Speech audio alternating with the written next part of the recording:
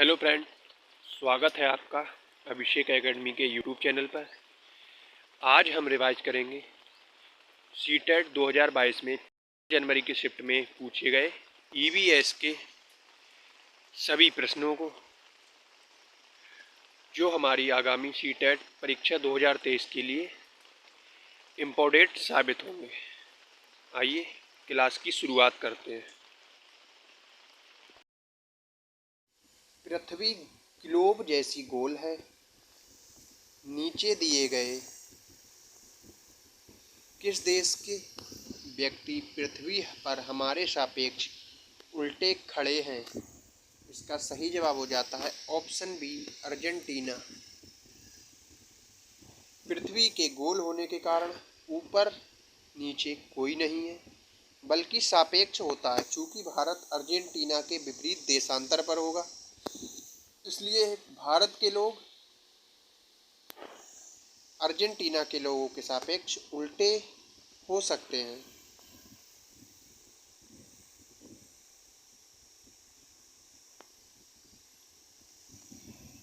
पोचमपल्ली एक शहर है जहाँ के अधिकांश परिवार बुनाई का कार्य करते हैं और एक विशेष प्रकार का वस्त्र बुनते हैं जिसे वह बुनते हैं पोचमपल्ली कहलाता है। यह शहर जहाँ सुंदर चमकदार रंगों की साड़ियाँ बनती हैं, किस राज्य का भाग है? इसका सही जवाब हो जाता है ऑप्शन डी, तेलंगाना। अगर तेलंगाना ऑप्शन में नहीं दिया हो तो आप आंध्र प्रदेश भी लगा सकते हैं।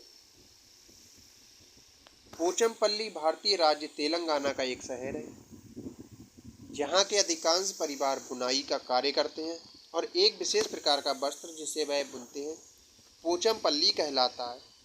इस शहर के कारीगर चमकदार रंगों की बहुत ही सुंदर पोचमपल्ली साड़ियाँ बनाते हैं। ये शहर बुने हुए उत्पादों, विशेष रूप से बनी हुई इक्कस साड़ियों के लिए जाना जाता है। यहाँ हजारों हथकरघे हैं जो बड़ी मात्रा में साड़ियों का उत्पादन करते हैं।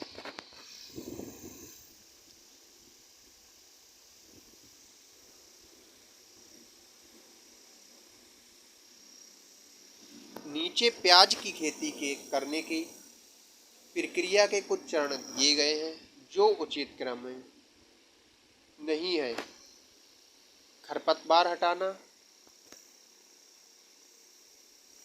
गुड़ाई करना, बीज बोना, प्याज के ऊपर की सूखी पत्तियों को हटाना और प्याज को उखाड़ना। तो उपयुक्त चरणों का सही क्रम होगा ऑप्शन डी, बी, सी, ए और ई, डी।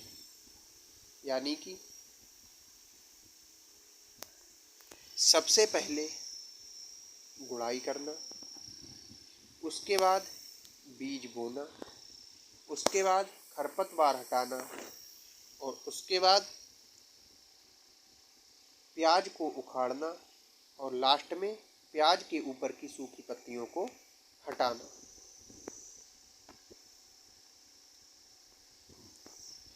प्याज एक वनस्पति है जिसका कंद सब्जी के रूप में प्रयोग किया जाता है। भारत में महाराष्ट्र राज्य इसके उत्पादन में अग्रणी है। प्याज की खेती करने के चरण में गुड़ाई करना, बीज बोना, खरपतवार हटाना, प्याज को उखाड़ना और प्याज के ऊपर की सूखी पत्तियों को हटाना है। प्याज का तीखापन एलाइल प्रोपाइल डाइसल्फाइड के कारण होता है।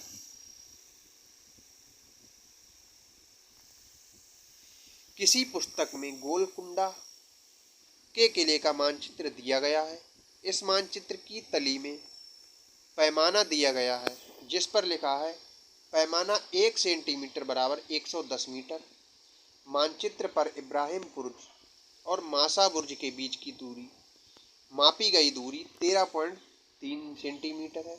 इन दोनों बुर्जों के बीच की वास्तविक दूरी है लगभग,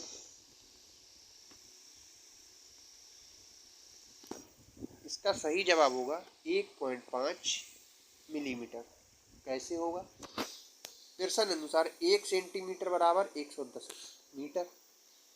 इब्राहिम बुर्ज और मासा बुर्ज के बीच की दूरी 13.3 सेंटीमीटर। चूँकि 1 सेंटीमीटर बराबर 110 मीटर, तो 13.3 सेंटीमीटर बराबर 110 गुणे 13.3 बराबर 1463 मीटर।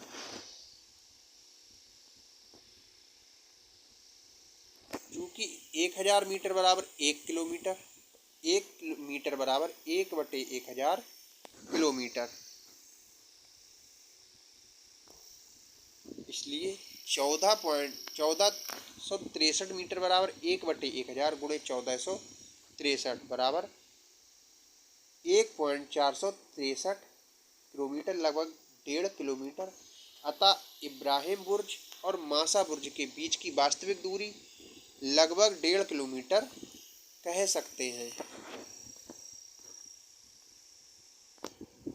नीचे दिए गए कथनों में से अल बरूनी, जो एक विद्वान थे और जिन्होंने हमारे देश का भ्रमण 1000 वर्षों से भी पूर्व किया था, के बारे में सही कथनों को चुनिए। वह एक यात्री थे जिन्होंने हमारे देश का भ्रमण किया और जो प्रेक्षण किया उसके बारे में लिखा। वह अफगानिस्तान से आए थे। उन्होंने उन चीज़ों के बारे में लिखा जो उन्हें अपने देशों से भिन्न लगी। उनकी पुस्तक से हम अपने देश के भूतकाल, सांस्कृतिक विरासत के बारे में बहुत कुछ जानकारी प्राप्त कर सकते हैं। और उन्होंने विशेष रूप से हमारे देश के लोगों के तालाब बनाने में कुशलताओं का उल्लेख किया है। इसका सही जवाब हो जाता है ए, सी, डी और ई, क्योंकि बी इसीलिए गलत होगा क्योंकि वह अफगानिस्तान से नहीं आए थे बल्कि उज्बेकिस्तान से आए थे। बाकी सब जवाब सही हो जाते हैं। अल बरूनी का जन्म ख्वारिज्म, उज्बेकिस्तान में सन 973 में हुआ था। वह फारस का एक प्रसिद्ध विद्वान था जो महमूद गजनवी के साथ भारत आया था। वह पहला मुस्लिम लेखक था।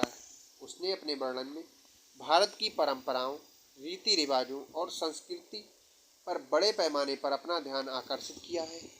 उसकी प्रसिद्ध पुस्तक तहकीक-ए-हिंद, जिसको बहुत बार सीटेट में पूछा गया है, और किताबुल हिंद, ये दोनों एग्जाम पॉइंट ऑफ व्यू से इम्पोर्टेंट हो जाती हैं। अरबी भाषा में लिखी गई हैं। नीचे दिए गए जानवरों पर विचार कीजिए। सांप, छिपकली, मेंढक, घड़ियाल। निम्नलिखित में से वह विशेषता चुनिए जो इन सभी जानवरों में पाई जाती है।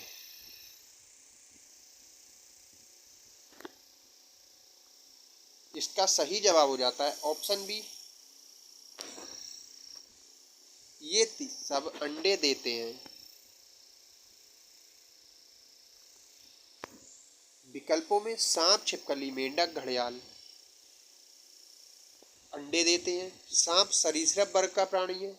ये जल तथा थल दोनों जगह पाया जाता है, जबकि छिपकली सरीसृप प्राणियों का एक उपगण है। मेंढक उभयचर वर्ग का जंतु है जो पानी तथा जमीन दोनों जगह पर रह सकता है। घड़ियाल को फिश ईटिंग क्रोकोडाइल्स भी कहते हैं। ये मगरमच्छ जैसा सरीसृप होता है।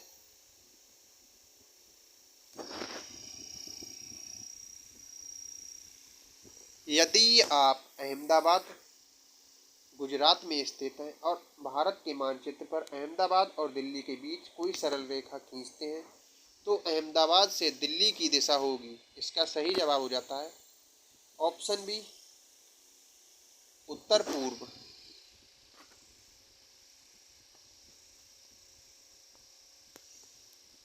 कोई एक्सप्रेस ट्रेन 144 किलोमीटर की दूरी 2 घंटे में तय करती है। इस ट्रेन की मीटर प्रति सेकंड में चाल है। इसका सही जवाब हो जाता है ऑप्शन बी, 20 मीटर प्रति सेकंड। टोटल दूरी 144 किलोमीटर, समय 2 घंटा। अतः चाल दूरी बटे समय यानी कि 172/2 और बराबर 72 घंटा। और चाल को जब मीटर पर सेकंड में कन्वर्ट करते हैं तो 5/18 से उसको गुणा कर देते हैं। तो इसका सही जवाब हो जाता है 20 मीटर पर सेकंड। मिजोरम में जब फसल का काम समाप्त हो जाता है तो लोग एकत्र होते हैं, त्योहार मनाते हैं, एक साथ में खाना पकाते हैं, खाते हैं और मज़े करते हैं, गाते हैं और नाचते भी हैं। उनके विशेष नाच का नाम है। इसका सही जवाब हो जाता है ऑप्शन ए, चेराओ नृत्य।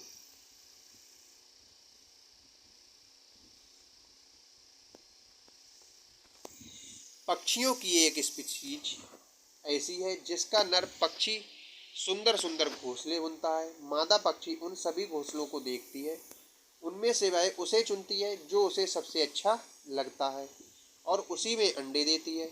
पक्षियों की इस स्पीशीज का नाम है। इसका सही जवाब हो जाता है ऑप्शन बी, बीवर बर्ड। पक्षियों की एक स्पीशीज ऐसी है जिसका नर पक्षी सुंदर सुंदर घोंसले बुनता है। मादा पक्षी उन सभी घोंसलों को देखती है, उनमें से वह उसे चुनती है जो उसे सबसे अच्छा लगता है और उसी में अंडे देती है। पक्षियों की इस प्रजाति का नाम बीवर पक्षी है।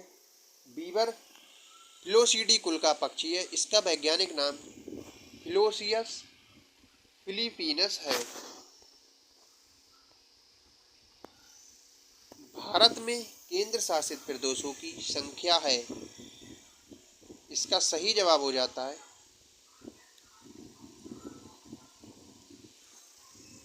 वर्तमान में 8।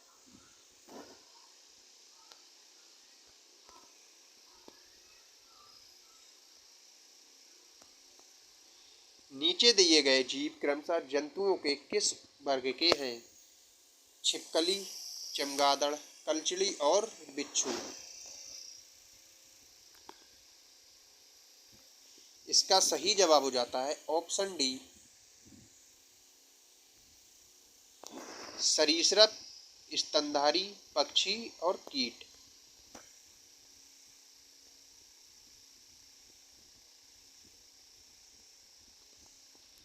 आर्यनाथ एक सपेरा है। जब वह अपना वाद्य यंत्र बजाता है तो सांप उसकी ध्वनि पर अपना सिर इधर उधर घुमाता है। सांप के वाद्य यंत्र पर अनुक्रिया करने का कारण है।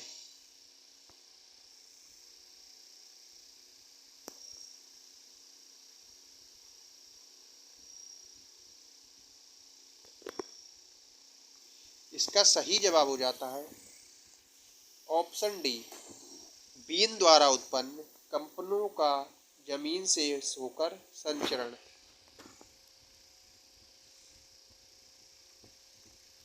दो छात्राओं एक्स और वाई की क्लिनिकल विकृति रिपोर्ट नीचे दिए गए अनुसार है। एक्स आयु 12 वर्ष, स्त्री हीमोग्लोबिन 10.5 ग्राम प्रति डेसीलीटर। वाई आयु 10 वर्ष, स्त्री हीमोग्लोबिन 12.5 ग्राम डेसीलीटर। इन रिपोर्टों के आधार पर ये निष्कर्ष निकाला जा सकता है कि ऑप्शन ए, एक्स रक्त क्षीणता की रोगी है जबकि वाई नहीं है, क्योंकि एक्स में हीमोग्लोबिन की कमी है और जबकि वाई में हीमोग्लोबिन की कमी नहीं है।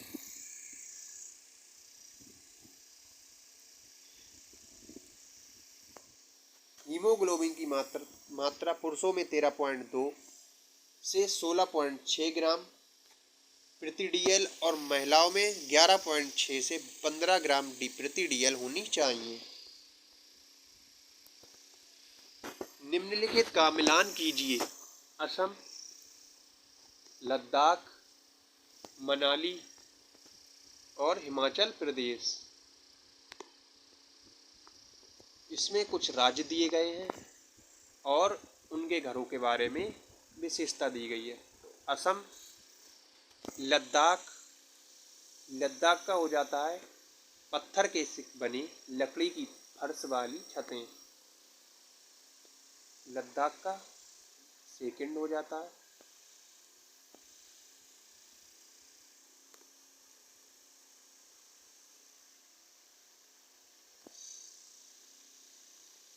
राजस्थान,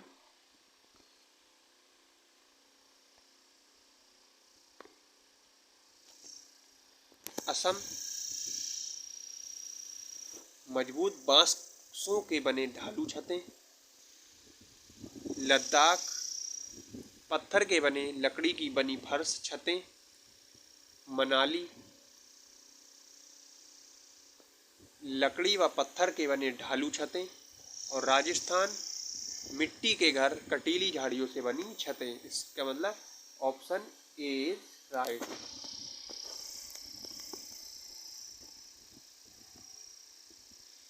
एक दूसरे देश से एक नया छात्र आपकी कक्षा में शामिल होता है, जिसमें मुख्य रूप से स्थानीय छात्र शामिल हैं। आप इसे छात्रों को विविधता का महत्व सिखाने और समावेशन का निर्माण करने के अवसर के रूप में उपयोग करना चाहते हैं।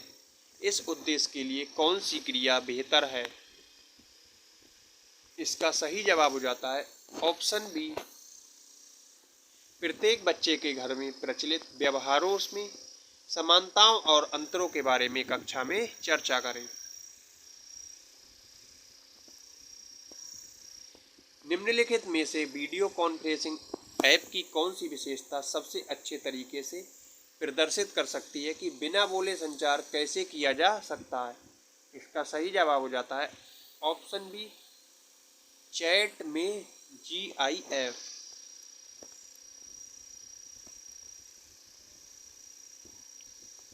निम्नलिखित में से कौन सा अभ्यास संरचनावादी दृष्टिकोण में सबसे अधिक मेल खाता है? इसका सही जवाब हो जाता है ऑप्शन डी, विभिन्न देशों जिनके बारे में छात्रों ने सुना होगा की पहचान करने के लिए ग्लोब का उपयोग करना। निम्नलिखित में से कौन सा सक्रिय शिक्षण में लगे छात्रों का सर्वश्रेष्ठ उदाहरण है? इसका सही जवाब हो जाता है ऑप्शन ए, छात्र श्याम पट पर लोगों के द्वारा किए जाने वाले विभिन्न प्रकार के कार्यों के बारे में अपने विचारों का मानस चित्रण बनाएंगे।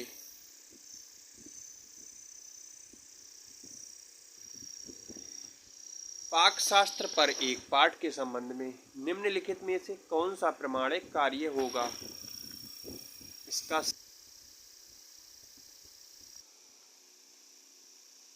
भावनाओं को साझा करने के बारे में एक अध्याय में एक छात्र पूछता है, आप हमें EVS के बारे में क्यों सिखा रहे हैं? निम्नलिखित में से कौन सा उत्तर EVS में इस पाठ को सीखने के प्रयोजन का सबसे अच्छा वर्णन करेगा? इसका सही जवाब हो जाता है ऑप्शन ए, हम हर समय अन्य लोगों के साथ बातचीत करते हैं।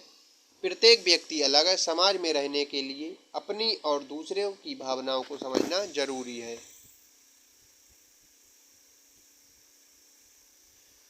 उजायरा और सहमीर ग्लोब पर विभिन्न देश देख रहे हैं। उजायरा, देखो विभिन्न देशों के बीच रेखाएं बनी हुई हैं। क्या पृथ्वी पर भी ऐसी रेखाएं हैं? समीर, होनी ही चाहिए।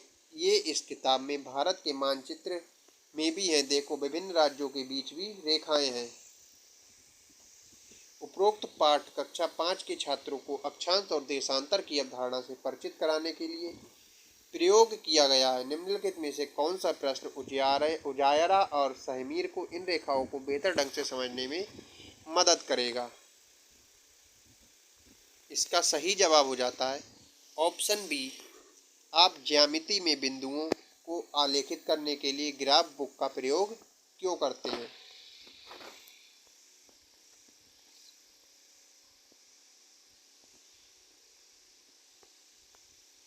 निम्नलिखित में से कौन सा शैक्षिक उद्देश्य ऐतिहासिक स्मारक विषय के लिए विशिष्ट मापने योग्य और प्राप्त है?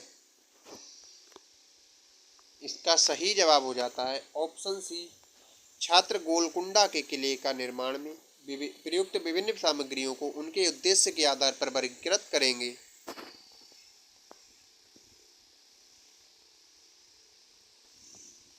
आप आगामी प्रदर्शनी के लिए एक प्रोजेक्ट बनाने हेतु अपनी कक्षा में गोंद की एक बड़ी बोतल लाए हैं ताकि छात्र प्रोजेक्ट बनाने के लिए उसका प्रयोग कर सकें।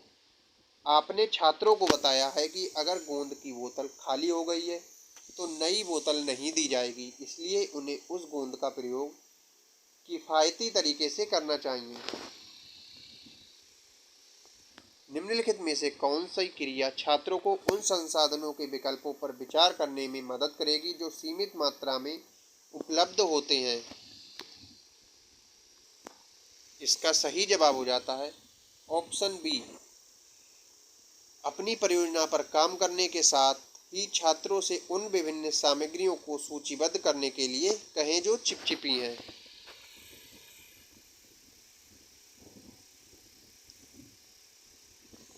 प्रयोग के उपयोग से विशिष्ट निष्कर्ष प्राप्त करने का निम्नलिखित में से कौन सा सर्वश्रेष्ठ उदाहरण है? इसका सही जवाब हो जाता है ऑप्शन ए। ये समझने के लिए कि कौन सा तरल तेजी से बहता है, प्रत्येक तरल की एक बूंद प्लेट पर डालना और प्लेट को तिरछा करना।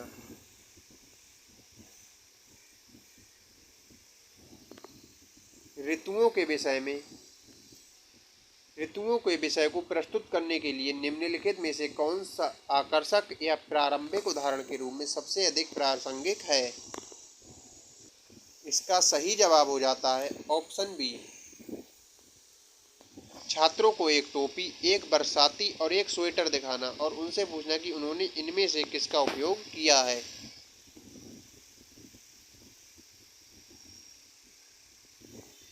अधिगम उद्देश्य से छात्र संचारी बनाम गैर संचारी रोगों की अवधारणा को लागू करने में सक्षम होंगे। निम्नलिखित में से कौन सा मूल्यांकन प्रश्न इस अध्ययन के उद्देश्य का सर्वोत्तम परीक्षण करता है? इसका सही जवाब हो जाता है ऑप्शन ए।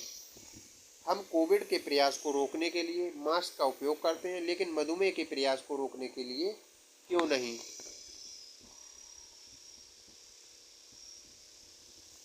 एक शिक्षिका अपने छात्रों को विभिन्न विश्व धरोहर स्थलों के बारे में सिखाने और उनकी वास्तुकला, ऐतिहासिक पृष्ठभूमि आदि को बेहतर ढंग से समझने के लिए प्रौद्योगिकी का उपयोग करना चाहती है। निम्नलिखित में से कौन सी तकनीक इस उद्देश्य के लिए सबसे उपयुक्त होगी? इसका सही जवाब हो जाता है ऑप्शन सी, आभासी वास्तविकता। शिक्षक खाद्य परिरक्षण की अवधारणा सिखाना चाहता है। निम्नलिखित में से कौन सी खाद्य सामग्री इस अवधारणा को समझाने के लिए सबसे उपयुक्त है?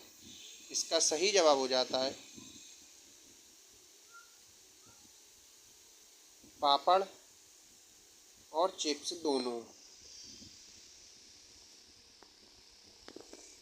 आयोग ने दोनों विकल्प सही माने हैं। खाद्य परिरक्षण की अवधारणा सिखाने के लिए पापड़ एवं चिप्स सबसे उपयुक्त सामग्री है, क्योंकि प्रायः हर घर में बनाई जाती है। विभिन्न तरीकों से किसी भी खाद्य सामग्री को लंबे समय के लिए सुरक्षित रखना खाद्य परिरक्षण कहलाता है। और आज का हमारा अंतिम प्रश्न,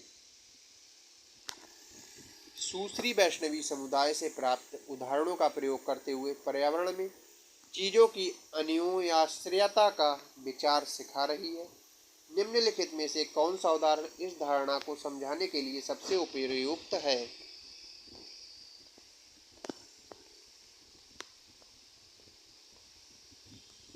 इसका सही जवाब हो जाता है ऑप्शन डी, एक नाई। पर्यावरण में चीज़ों की अन्योन्याश्रयता के विचार को सिखाने में सुश्री वैष्णवी द्वारा समुदाय से नाई का उदाहरण देना सर्वाधिक उपयुक्त रहेगा, क्योंकि लोग अपने बाल कटवाने के लिए नाई पर आश्रित हैं। तो ये थी आज की हमारी क्लास कैसी लगी इसको कमेंट बॉक्स में ज़रूर बताना। और क्लास अच्छी लगी है तो क्लास को लाइक, और चैनल पर नए हैं तो चैनल को सब्सक्राइब जरूर कर लें। कल मिलते हैं जनवरी की एक अगली शिफ्ट के साथ। तब तक के लिए टाटा बाय बाय।